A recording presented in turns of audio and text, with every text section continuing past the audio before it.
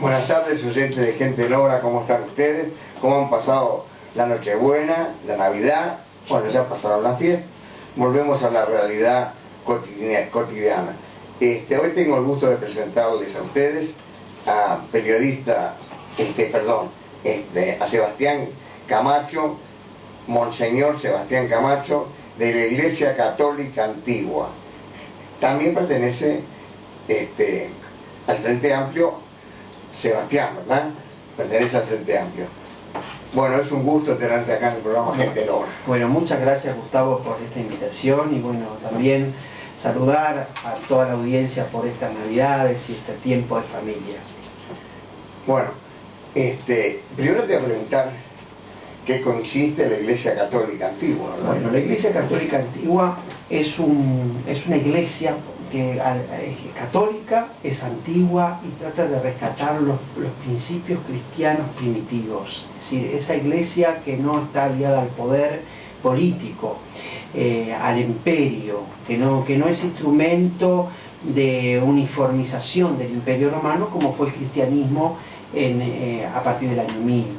Es una iglesia reformada, es una iglesia que rescata desde el año 1870, donde hay una separación después del Concilio Vaticano I, importante, en donde varios obispos se separan de la Iglesia Católica Romana por diferencias con ese concilio y sobre todo con la infalibilidad del Papa y la Inmaculada Concepción, de las cuales no existe basamento bíblico ni lógico para puedes decretar la infalibilidad de una persona aunque esté en un puesto sagrado. La persona siempre es falible, siempre hay error. Y la Inmaculada Concepción, que se basa en algo que es un dogma, por lo tanto no tiene un basamento lógico ni escritural, ni dentro de las escrituras. La Iglesia Católica Antigua rescata lo que es la vida comunitaria, la igualdad entre géneros. Por ejemplo, es una iglesia donde se rescata la primitiva iglesia donde las mujeres eran predominantes, donde el anuncio de la resurrección se da a las mujeres y donde las mujeres se mantienen firmes al pie de la cruz. Es esa iglesia de María, de Magdalena, es una iglesia en donde la mujer tiene los órdenes sagrados. Es decir, en nuestra iglesia hay mujeres diaconisas, presbíteras, es decir, sacerdotes, obispas y arzobispas. O sea, igualdad absoluta de género y la inclusión absoluta de todos los seres humanos en un proyecto de mundo, de país y de mundo, donde todos sean partícipes y donde exista la igualdad de oportunidades, pero también luchamos por la igualdad de condiciones. Entonces, estamos involucrados en todas las áreas de la sociedad. No dejamos por fuera, como muchos dicen, si son religiosos, que recen, que pidan a Dios y que hagan asistencialismo. No, nosotros somos beligerantes en todos los países donde nos encontramos con la realidad social. ¿Qué vamos a decir en el mundo? ¿Qué tensión tiene? Nosotros estamos, mira, yo soy desde el año 2006 fui electo arzobispo para América Latina de esta rama del catolicismo. Estamos presentes en casi todos los países de América Latina, el Caribe, Estados Unidos, México, África, tenemos en China presencia y en España. Desde nuestra rama, porque existen otras iglesias que, como somos autónomos, es decir, las iglesias eligen a sus pastores por votación, no hay una imposición. Entonces también se agrupan por patriarcados, es decir, eligen a un líder espiritual que representa su sentir y su forma de acción pastoral, y otros por otro lado, pero somos todos hermanos, pero somos todos iguales, es decir, primos inter pares serían.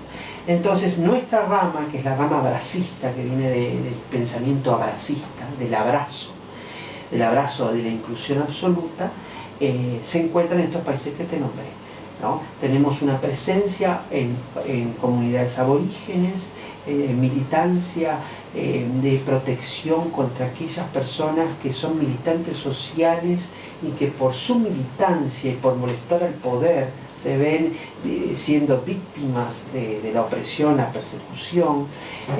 Trabajamos también con las comunidades LGTB, es decir, con las comunidades gay, lesbianas, transexuales, bisexuales, en lograr el reconocimiento de sus derechos.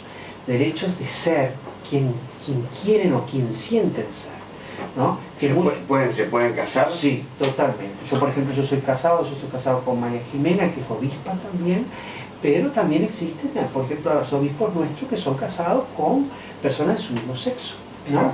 Entonces, esto a nosotros, cuando viene toda esta tendencia de la lucha por los derechos, nosotros nos embanderamos, porque no los sentimos ajenos.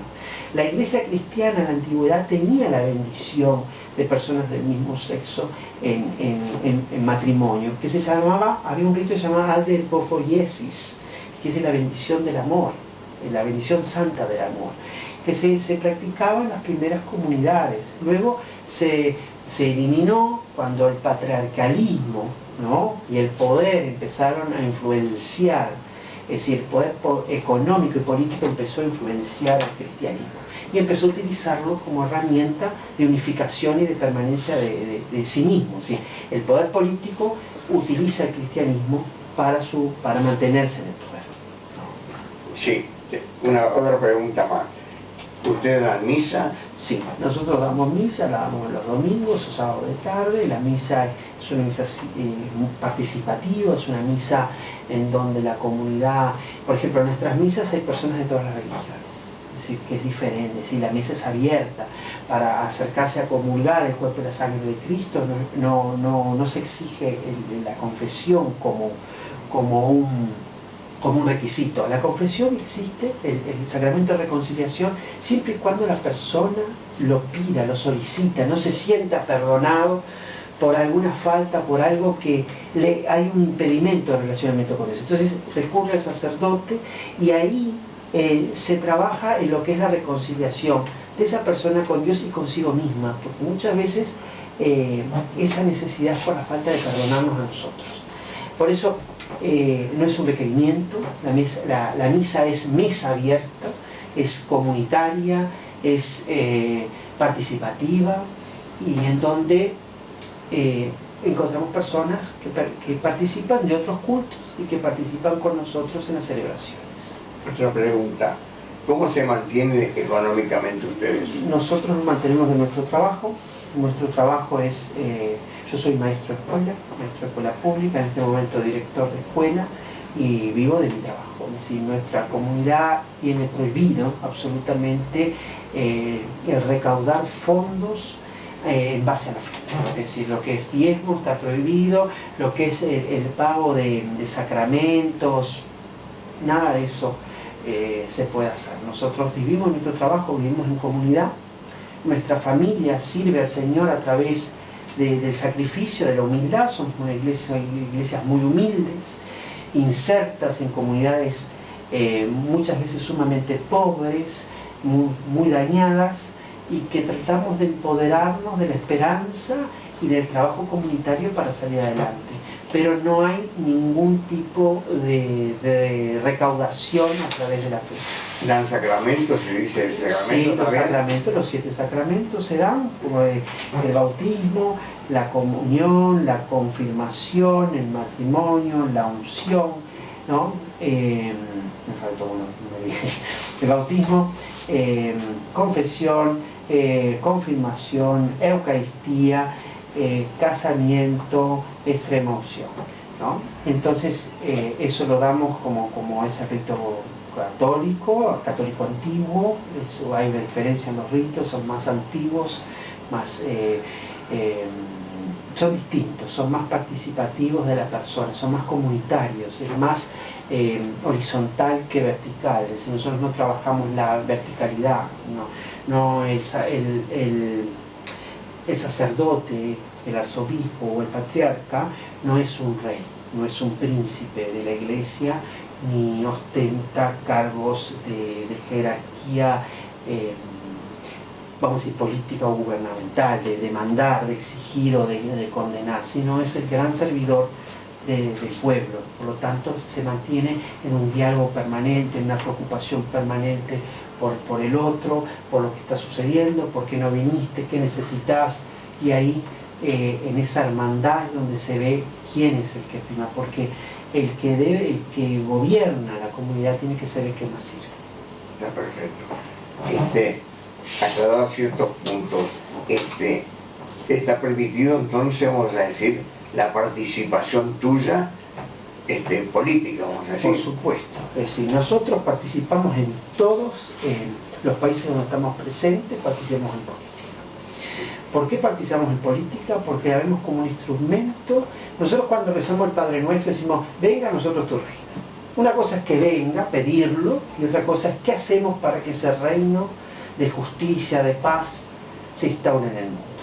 Esperamos simplemente prendiendo una vela o rezando y lamentándonos por lo que no se hace o por lo que se debería hacer.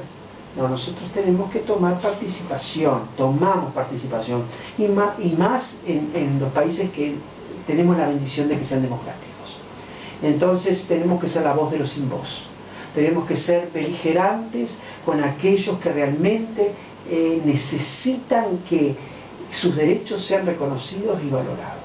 Entonces nuestra participación política es beligerante y es permanente, ¿no? Por eso nosotros ya hemos tenido reuniones con algunos precandidatos que vamos a tener de Frente Amplio.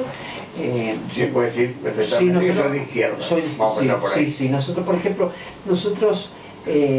igual tenemos diálogo con personas de derecha, pero nuestra filosofía, nuestra teología, que está, podemos no encasillarla, pero la podemos asociar a la teología de liberación. Nosotros no podemos, con nuestros parámetros teológicos, pastorales, comulgar con ideas políticas o con pensamientos políticos en donde se hace exclusión de personas, ¿no? Donde se hace exclusión. Por ejemplo, nosotros no podemos concebir, bueno, que se esté buscando la anulación ahora o la derogación de la ley trans, ¿no? Siendo que nosotros en nuestras comunidades tenemos y hemos trabajado por lograr que se reconozcan los derechos de las personas trans. Entonces, cuando nosotros logramos un derecho, nosotros tenemos que respetarlo, ¿no? Nosotros respetamos, nos alegramos y no queremos que el otro pierda derechos, porque si nosotros vamos a empezar a trabajar para que los otros pierdan sus derechos, vamos contramano. Entonces, si hay un partido que dentro de su seno tiene personas que están en campaña directa e involucrada, con todo respeto de esto porque estamos en democracia y eso es fantástico que exista, pero nosotros no podemos estar en el partido, si no podemos, es decir, es algo de piel, es algo de entraña. Nosotros, si buscamos los derechos para todos, porque que exista la ley trans o que exista la ley del matrimonio igualitario no te obliga a vos ni a mí a casarme con una persona del mismo sexo o cambiarme el sexo. Habilita, protege y a esa persona que siente en su ser más profundo esa realidad. Entonces, como un país democrático tenemos que proteger, porque esas personas son en la mayoría de los países víctimas de una exclusión y una persecución violenta. Entonces, ¿qué mejor que un país como Uruguay de ejemplo, ¿no?, de reconocimiento de derechos, de protección de las realidades que viven sus ciudadanos, y más que se abra un abanico de derechos humanos para todos, y no empezar a decir, no, te voy a sacar el derecho a vos, te voy a sacar el derecho de si vos puedes venir, vos no podés entrar, vos no podés. Entonces nosotros vamos en busca de más derechos, y si hay tres personas que tienen una realidad distinta, bueno, tratar de ver cómo el gobierno, cómo el Estado uruguayo protege, reconoce y fomenta los derechos de esas personas, de esas tres personas que en el Uruguay tienen una realidad diferente, ¿no? Porque eso es un país democrático, donde la diversidad sea contemplada y sea protegida, donde cada uno de nosotros podamos ser lo que en nuestra esencia somos, y no uniformizarnos, sí unificarnos, pero no uniformizarnos, no hacer de un país que todos seamos miniquitos de los soldaditos de plomo, que no todos iguales, sino que cada uno florezca y dé el color que está llamado a ser. Perfecto. La izquierda, el Frente Amplio, tiene muchos, vamos a decir, posiciones internas, como el Partido Socialista, el Partido Comunista, el MPP, ¿verdad? Que son los, vamos a decir, los principales, no importa el orden, pero también tiene otras ramas. ¿Tú perteneces a alguna rama de esas que estoy nombrando? Nosotros ahora estamos trabajando con la 52, con Grupo País, pero estamos trabajando con todas. ¿Sí? Estamos, hemos tenido permanente contacto con Daniel Martínez, precandidato, hemos estado reunidos con Juan Raúl Ferreira en su casa, justo el día de los derechos humanos nos reunimos, a quien le mandamos un saludo a Juan Raúl, que también le costó muchísimo este cambio de partido con ese gran anclaje que tiene de su padre y con esa gran herencia, bueno, que le costó hace poco un atentado, ¿no? Sí, sí. Un atentado violento y varias cosas que le han dañado. Y hemos estado con Vergara, con Mario, ¿no? Esperamos reunirnos con Carolina Cose, ¿no? ¿Y por qué? Porque también somos un grupo de religiosos de distintas tradiciones que se unen tras un pensamiento de beligerancia social y política. Es decir, no solamente estoy yo, sino que hay padres, hay madres, hay pastores, hay líderes de distintos sectores y tradiciones religiosas que estamos unificándonos en eso de no dejar que la religión sea una campana sola. Que digan, bueno, sí, los evangélicos están haciendo esto desde las cámaras de diputados, sino que existen con nosotros evangélicos que no están de acuerdo con ellos. Claro. Existen padres, madres de Umbanda, de Batuque, de Candomblé, es decir, que están con nosotros trabajando en un proyecto de país donde la laicidad sea inclusora. ¿Qué es la laicidad inclusora? Es la laicidad donde todos seamos llamados a trabajar por un país laico, un país donde no prime una religión ni un pensamiento, sino que sea un país donde todos podamos tener la libertad de aportar desde nuestra tradición religiosa y nuestro pensamiento social algo positivo para el país.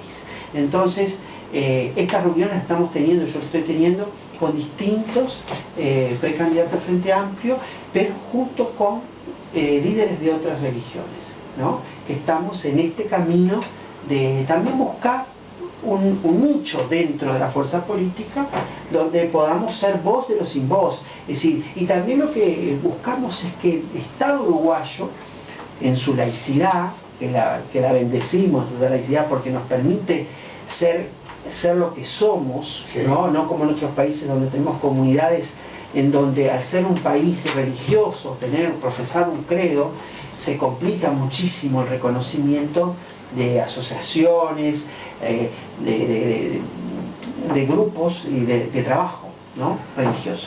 Entonces, buscar cómo el Estado uruguayo en su laicidad, la cual debemos mantener a ultranza, tenga yo no sé, a través estábamos hablando de la posibilidad del Ministerio de Educación y Cultura, que es el que reconoce las asociaciones civiles, pero que tenga una oficina o una dirección donde el Estado uruguayo pueda relacionarse con las asociaciones basadas en la fe, ¿no? Porque muchas veces se ha intentado, ya sea la Presidencia de la República, el Parlamento del Parlasur, del mismo acá del Parlamento del Mercosur, ¿no? De distintas organizaciones del Estado y internacionales, tener un relacionamiento con las asociaciones basadas en la fe. Pero son intenciones o fuerzas de una persona, ¿no? de un director, de un presidente, de alguna asociación o de alguna dirección del Estado que quiere tener un relacionamiento con las organizaciones basadas en la fe. Dentro de eso encontramos iglesias, todas las iglesias, todos los cultos africanistas, todos los hinduistas, el budismo, es decir, toda esta gama de organizaciones que mueven cientos y cientos de personas que están ahí trabajando, muchas de ellas también con convenios del Estado. Es decir, hay ONG de estas organizaciones que tercerizan el trabajo del Estado. Entonces también es una forma de diálogo, ¿no? De todas estas organizaciones con el Estado y el Estado con estas organizaciones. ¿Para qué? Para sumar, ¿no? Para sumar en la diversidad, para unirnos en esa diversidad y en esa laicidad inclusora que tanto necesita el Uruguay, porque una cosa es la laicidad y otra es el laicismo. El laicismo es el no, acá tiene que ser sí, sí a todos, ¿no? Y también en la educación, es decir, que nosotros tenemos como maestros, sé que en tercer año, en el programa de tercer año, ahí están los cultos religiosos. Pero ¿qué pasa? El maestro tampoco tiene instrumentos ni tiene información como para darlo, porque si lo da, lo va a dar parcializado porque no está en su conocimiento. Entonces, también tener algo que genere el insumo para cubrir ese conocimiento que el niño necesita también, y el joven necesita saber qué es lo que cree su país, qué existe en su país, la gente en qué cree, cómo practica su fe, ¿no? Desde una visión inclusora y episcopa, vamos a decir, amplia. ¿Qué opinión tienen ustedes? Porque han tocado el tema muchas veces, sobre los desaparecidos. Los desaparecidos es un deber del Estado uruguayo, y es un deber de aquellas personas que lo saben. Pero viste que hace poco no salió porque hubo un voto que se levantó de la Cámara, se levantó Darío Pérez y no salió, no tuvieron los votos. Te quiero decir sí, que fue lo último que pasó. Lo que pasó, los desaparecidos tienen que aparecer. No podemos renegarlo, no es tampoco, como lo dijo un precandidato, algo ideológico, no es ideológico. Es de dignidad, es una obligación espiritual, moral, y no tiene postergación. No tiene postergación. Es decir, no podemos seguir postergando porque los testigos van muriendo. Entonces hay que generar los ámbitos de confidencialidad necesaria para que la persona pueda, que sabe, que hable, que nos diga, igual nos ofrecemos nosotros, igual en el secreto de confesión, que se están ahí, en ese campito, abajo aquel árbol, pero están ahí. ¿Por qué? Porque no podemos tratar de tapar una herida, porque lo que estamos haciendo, estamos enquistando, estamos generando un pus que cuando se infecte va a volver a repetirse, ¿no? Porque cuando un pueblo nos sanea este tipo de acciones nefastas, vuelve a repetirlas. Sí, porque cuando un pueblo se olvida de su pasado, no. Cae lo mismo, y lo vuelve a repetir. No falla. Lo vemos en nuestros vecinos. Yeah. Lo vemos en nuestros vecinos que se están volcando, están votando masivamente, que hay que tener cuidado cuando voten. No vamos a hablar de Frente Amplio ni nada por el estilo de nuestra izquierda, ni la parcialización política. Hay que ver cuándo se vota. Cuando nosotros votamos a alguien que nos dice que aquel es malo, que aquel no debe tener derechos, que aquel tiene que estar, que no sirve, que estamos votando un fraccionamiento social grave. Estamos generando varias subsociedades y subgrupos que luego van a terminar